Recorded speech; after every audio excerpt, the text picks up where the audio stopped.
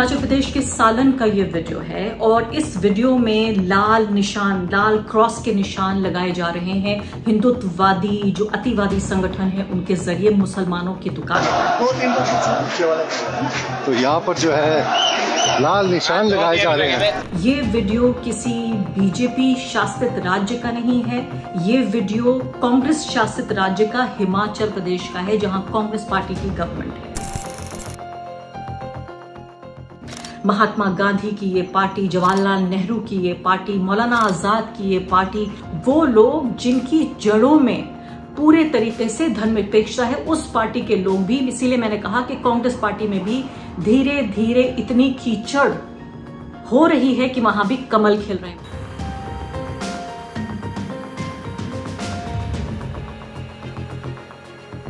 नफरत के बाजार में मोहब्बत की दुकान खोल रहा हूं।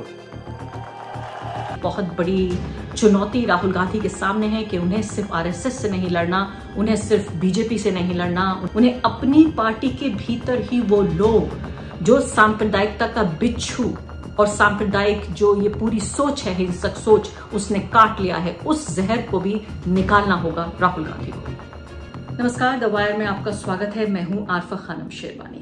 मैं आप तमाम दर्शकों से माफी चाहती हूँ कि बहुत दिनों से आपके सामने मैं नए वीडियोस लेकर हाजिर नहीं हो पा रही हूँ। इसकी वजह यह है कि इस वक्त मैं अमेरिका में हूँ, यहाँ पर एक फेलोशिप कर रही हूँ स्टैनफोर्ड यूनिवर्सिटी में। बहुत मुश्किल है, इतनी दूर से 12 साढ़े 12 घंटे का वक्त फर्क है भारत और यहाँ अमेरिका के बीच, जहाँ मैं रह रही हूँ कैलिफोर्निया में कुछ अगले महीनों के लिए, कि पता लगा पाना कि भारत में क्या हो रहा है। लेकिन सिर्फ एक बात जो नहीं बदली इस पूरे एक महीने में, या मैं कहूंगी पिछले 10 साल में, नरेंद्र मोदी जी का 11वां कार्यकाल चल रहा है, 11वां साल उनके कार्यकाल का चल रहा है, वो नहीं बदली, वो है सांप्रदायिकता। अभी मैं आपको एक वीडियो दिखाती हूँ और आपको बताने की कोशिश करती हूँ कि कैसे राहुल गांधी, जिन्होंने लोकसभा का ये पूरा चुनाव, उनकी अगर कोई एक केंद्रीय विचारधारा थी, एक कोई सेंट्रल आइडियोलॉजी थी, वो थी कि नफरत के आगे मोहब्बत को पेश कर रहे थे। वो कहते थे कि नफरत के बाजार में मैं मोहब्बत की दुकान लगा रहा हूं। सबसे पहले मैं चाहती हूं आप एक ये छोटा सा वीडियो देखिए और उसके बाद मैं आपको बताना चाहती हूं आज ये फिक्र मुझे सता रही है कि किस तरह से राहुल गांधी को न सिर्फ की आरएसएस से लड़ना है, न सिर्फ की बीजेपी का मुकाबला करना है, बल्कि राहुल गांधी को कांग्रेस पार्टी से भी लड़ना होगा। कांग्रेस पार्टी के भीतर ही इतनी कीचड़ नजर आ रही है कि अलग अलग जगह कमल खिल रहे हैं। आइए ये वीडियो देख लेते हैं। निशान देखिए, निशान लग रही है, बड़ा लगा ना, शेटर में मार खींचना और ऊपर कॉम्प्लेक्स रह गया हो भैया, इधर वापसी में नहीं, ऊपर वो ये दर्जी, अच्छा 2-3 दर्जी। तो यहाँ पर जो है लाल निशान लगाए जा रहे हैं। आपने देखा हिमाचल प्रदेश के सालन का ये वीडियो है और इस वीडियो में लाल निशान, लाल क्रॉस के निशान लगाए जा रहे हैं हिंदुत्ववादी जो अतिवादी संगठन है उनके जरिए मुसलमानों की दुकान पर। हिमाचल प्रदेश की ये घटनाएं मैंने आपको बताया, संजौली मस्जिद का ये पूरा मुद्दा लगातार गरमाया हुआ है। ये 3 दिन पहले का ये वीडियो है जो आया है प्रकाश में। ये वीडियो किसी बीजेपी शासित राज्य का नहीं है, ये वीडियो कांग्रेस शासित राज्य का हिमाचल प्रदेश का है जहां कांग्रेस पार्टी की गवर्नमेंट है। अब आप ये देखिए कि जो हिंदुत्ववादी अतिवादी संगठन हैं, ये पिछले 10 साल में अब 11वां साल चल रहा है, इनके हौसले इतने बुलंद हो गए हैं कि न सिर्फ कि ये बीजेपी शासित प्रदेशों में बल्कि कांग्रेस शासित प्रदेशों में भी जो अपना तांडव है सांप्रदायिकता का वो चला रहे हैं। लेकिन इसके पीछे क्या सिर्फ आरएसएस जिम्मेदार है? क्या सिर्फ बीजेपी जिम्मेदार है? क्या सिर्फ नरेंद्र मोदी जिम्मेदार है? क्यों जिस तरह से घटनाक्रम पेश आ रहा है, आप ये देखिए कि मैंने आपको बताया कि इस तरह की घटनाक्रम पेश आ रहा है। अभी फिलहाल इस खबर पर मैं कुछ ही मिनटों में आती हूँ। उससे पहले आपको ये बताती हूँ कि कैसे राहुल गांधी के हस्तक्षेप के बाद एक बहुत ही शर्मनाक, एक बहुत ही घिनौना, एक ऐसा कदम जो हिमाचल प्रदेश की सरकार ने उठाया था, जिस पर अब वो मुकर रही है सरकार कि ऐसा कोई दिशा निर्देश हमने जारी नहीं किया। उस सरकार ने ये कहा कि जो रेहड़ी वाले हैं, जो ठेली वाले हैं, जो पटरी वाले हैं, वो तमाम लोग अपने नाम के आगे अपनी पटरी पर अपना नाम लगाएंगे। आप ये सोचिए कि एक ऐसे देश में जहां पिछले 10-11 साल में और आरएसएस का पूरा जो 100 साल का इतिहास है उसमें इतनी सांप्रदायिकता, एक समुदाय के खिलाफ इतनी नफरत फैला दी गई है, एक तबके के मन में, बहुसंख्यक समुदाय के, कि सीधे तौर पर एक तरह का इकोनॉमिक बॉयकॉट या मैं कहूं कि एक तरह का आर्थिक बहिष्कार ये करने की एक पूरी कोशिश। उत्तर प्रदेश में ये कोशिश पहले ही हो चुकी थी।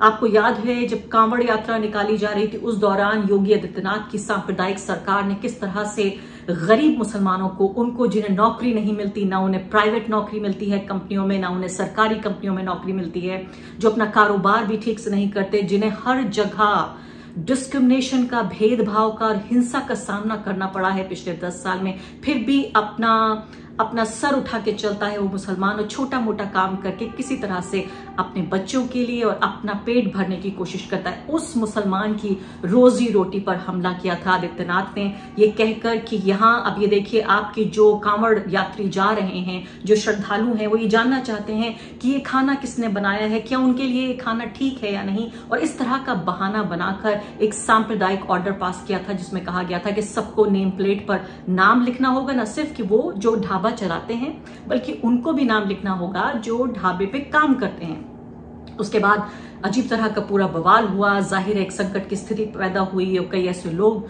जो लोकतंत्र और सांप्रदायिकता, लोकतंत्र में यकीन रखते हैं और धर्मनिरपेक्षता में यकीन रखते हैं, वो अदालत गए और सुप्रीम कोर्ट ने सीधे तौर पर इस आदेश पर रोक लगाया। लेकिन उस आदेश पर रोक के बाद अब देखिए कि कौन चल रहा है उनके कदमों पर। हिमाचल प्रदेश की सरकार ने बिल्कुल हूबहू वैसे ही मिलता जुलता आदेश पास कर दिया कि ये जो रेडी पटरी वाले हैं इनको अपना नाम आगे लिखना होगा ताकि सबको एक तरह से सहूलत हो, सबको एक तरह से सुविधा हो। बड़ा शहद में एक तरह से जहर को पिरोकर सामने रखने की कोशिश की जा रही थी। सोशल मीडिया पर जब बवाल हुआ, आपके जैसे लोगों ने, आम शहरियों ने, आम नागरिकों ने, वो तमाम उदारवादी विचारधारा के लोग जिनको मैंने कहा कि जो लोकतंत्र में और धर्मनिरपेक्षता में यकीन रखते हैं, जब वो आगे आए, उन्होंने इस पर एक तरह से शोर शराबा किया, शर्मिंदा करने की कोशिश की कांग्रेस पार्टी को और उसके तमाम नेताओं को। तो राहुल गांधी को मैदान में उतरना पड़ा और पता चला कि जो मंत्री महोदय हैं उनको दिल्ली बुलाया गया और दिल्ली बुलाकर उनको डांट लगाई गई और उसके बाद अब ये कहा जा रहा है कि ये फैसला हम वापस ले रहे हैं। कितने शर्म की बात है, कितने अफसोस की बात है।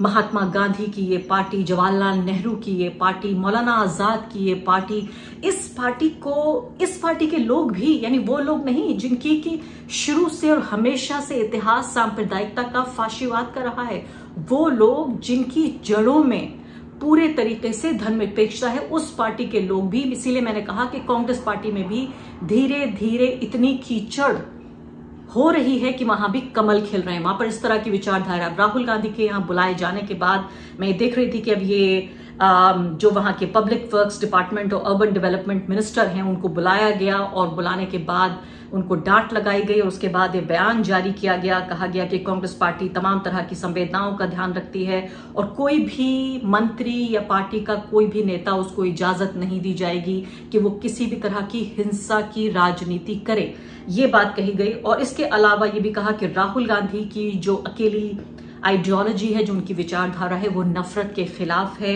और कांग्रेस के प्रेसिडेंट जो मल्लिकार्जुन खड़गे हैं, उन्होंने भी सिर्फ प्यार और मोहब्बत की बातें, स्नेह की बातें ही लोगों के बीच फैलाई हैं और हम किसी भी तरह की नफरत को बढ़ावा नहीं दे सकते और हम सबको साथ लेकर चलते हैं। और इसके अलावा राजीव शुक्ला का भी बयान जारी हुआ कि इस तरह की कभी कोई घटना होनी ही नहीं चाहिए और नहीं होगी, यानी एक तरह से गडमड जवाब देते हुए कि क्या सरकार ने इस तरह का आदेश जारी किया था या नहीं। मैं आपको बताना चाहती हूँ कि न सिर्फ के ऐसा आदेश जारी किया गया था बल्कि 7 मेंबर की कमेटी बनाई गई थी इस ऑर्डर को इंप्लीमेंट करने के लिए। तो किसको बेवकूफ बनाने की यहां पर कोशिश हो रही है, यहां पर यह भी देखने की बात है। इस कमेटी में विक्रमादित्य सिंह भी मौजूद थे, अनिरुद्ध सिंह भी मौजूद थे। बड़ी अच्छी बात याद आई, अनिरुद्ध सिंह कांग्रेस पार्टी के एमएलए, उनके जहर आलूदा बयान, जिस तरह से उन्होंने ये बाण फोके, ये जो बाण उन्होंने बरसाए वो भी कहां से, राज्य की विधानसभा से। उन्होंने मुसलमानों पर, मस्जिदों पर रोहिंग्या का नाम लिया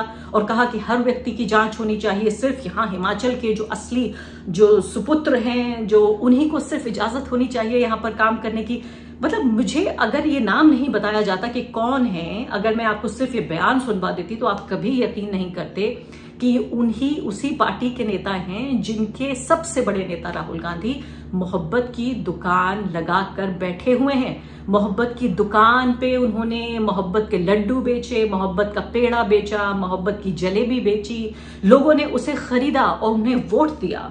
और उन वोटर्स में सबसे ज्यादा वो लोग हैं जो इस्लाम धर्म के मानने वाले मुसलमान लोग हैं, जो ये सोच रहे थे कि हमें हमारे वजूद को, हमारी पीढ़ी को, हमारी सुरक्षा के लिए ये पार्टी ऐसी है जिसको हम वोट दे सकते हैं, चाहे वो कांग्रेस पार्टी हो या समाजवादी पार्टी हो। बीजेपी के खिलाफ वोट दिया था मुसलमानों ने। इसमें कहने में ना आपको इसमें कोई असमंजस नहीं होनी चाहिए और मुझे कहने में कोई झिझक नहीं है कि बीजेपी की सांप्रदायिक नीति के खिलाफ कांग्रेस पार्टी और समाजवादी पार्टी और तमाम जो पार्टियां बीजेपी को चुनौती दे रही थी, उनको मुसलमानों ने पूरे देश में वोट दिया। आइए इनका अनिरुद्ध जी का बयान सुन लेते हैं, असेंबली में क्या कहा उन्होंने। आज संजौली बाजार में छोड़ो परे लोर बाजार में, लोर बाजार सुरंग के अंदर औरतों का सर चलना मुश्किल हो गया, ये मैं बोलना चाहूंगा आपको। ऐसे ऐसे कमेंट पास होते हैं, मैं व्यक्तिगत गवाह हूं उस बात का। मैं आज क्राइम हो रहा है, ड्रग्स का क्राइम हो रहा है, चोरियां हो रही हैं सर। लव जिहाद जो सबसे बड़ी बात है सर, इसके ऊपर भी ध्यान देने वाली बात है, जो कि हमारे देश के लिए, प्रदेश के लिए बड़ी खतरनाक बात है सर। वायलेंस हो रहा है सर, लड़ाई झगड़े हो रहे हैं। क्या हमारे लोकल लोगों ने शुरू करा सर वायलेंस? ये भी पता करा जाए। शुरू उन्होंने किया, उसके बाद जो है लोग पुलिस थाने का घेराव भी किया है और उस क्षेत्र का घेराव भी किया है और धरना प्रदर्शन भी किया। डोमेस्टिक वायलेंस सर, ये भी, इसको भी कंसिडरेशन में रखा जाए।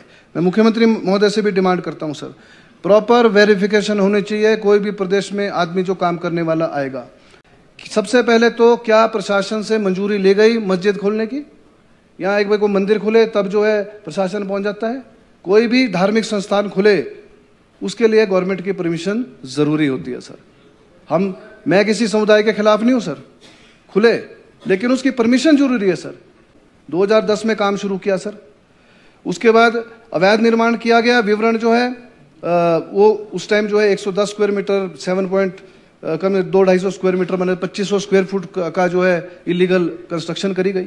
मैं आपको बता रही थी कि सुप्रीम कोर्ट ने सीधे तौर पे मना किया और इस आदेश पर रोक लगा दी थी कांवड़ यात्रा के दौरान, लेकिन बेशर्म उत्तर प्रदेश की सरकार ने फिर से इसी तरह का एक आदेश जारी किया है और कहा गया है कि इस तरह के मामले सामने आ रहे हैं कि खाने में थूक और पेशाब, इस तरह की चीजें मिलाई जा रही हैं जूस में, खाने में, और जाहिर है ये सारा इल्जाम किसके सर आएगा? मुसलमान के सर, कि मुसलमान बेच रहा है। आप सोचिए कि एक मुस्लिम व्यक्ति की छवि इस देश में इस तरह की तैयार की गई है कि इस तरह का अमानवीय व्यक्ति है ये कि एक छोटा मोटा कारोबार भी नहीं कर सकता। इस तरह का घटिया घिनौना व्यक्ति है ये कि जब खाना बनाता है तो उसमें पेशाब पखाना मिला देता है, जब जूस बनाता है तो उसमें जो है थूक डाल देता है। यानी किसी भी तरीके से उनके इस तमाम बनाए हुए किसी भी खाने या किसी चीज को छूने की बहुसंख्यक जो हिंदू समुदाय है वो इसमें कोशिश ना करे, क्योंकि इतने गंदे और घटिया लोग हैं ये कि अगर आप कोरमा खाना चाहते हैं, आप बिरयानी खाना चाहते हैं, आप शरबत पीना चाहते हैं, तो इस सब को हाथ मत लगाइए।